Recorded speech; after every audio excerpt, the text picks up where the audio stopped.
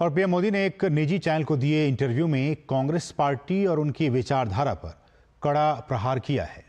Sam Pitroda द्वारा विरासत tax की वकालत किए जाने के बाद उठे विवाद पर उन्होंने कहा कि कांग्रेस के इरादे नेक नहीं हैं।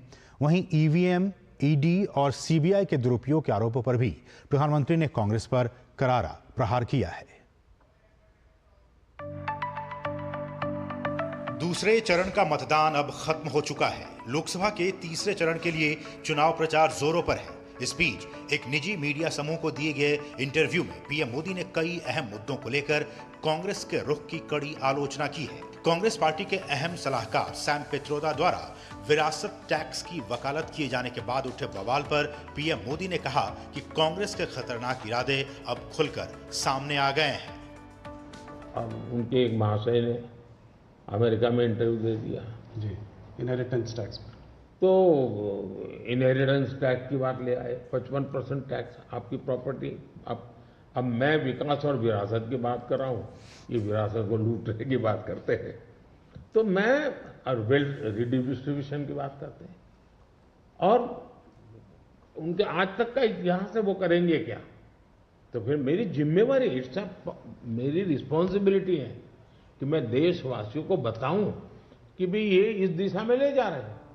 पीएम ने कांग्रेस पार्टी के घोषणा पत्र को लेकर भी उनकी मंशा पर सवाल खड़े किए। कांग्रेस का जहां तक मैनिफेस्टो है, कोई मुझे बताए क्या चुनाव के अंदर पॉलिटिकल पार्टियों के मैनिफेस्टो ये कोई शोपीस के लिए होते हैं क्या? मुझे मैनिफेस्टो देख करके लगता है कि इस पर पूरी तरह मुस्लिम लीग की छाप है। इस बीच सोमवार को महाराष्ट्र के सातारा में एक रैली में पीएम ने फेक वीडियो का मामला भी उठाया।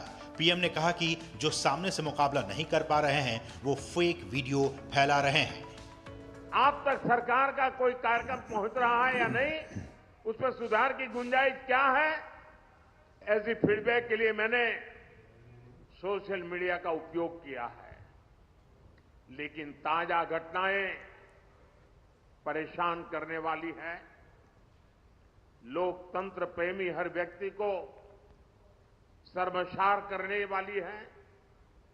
जो लोग भाजपा से, एनडीए से मुद्दों के आधार पर, सच्चाई के आधार पर, अपने कार्य के आधार पर आमने सामने राजनीतिक लड़ाई नहीं लड़ पा रहे हैं, वो अब सोशल मीडिया पर फेक वीडियो फैला रहे हैं।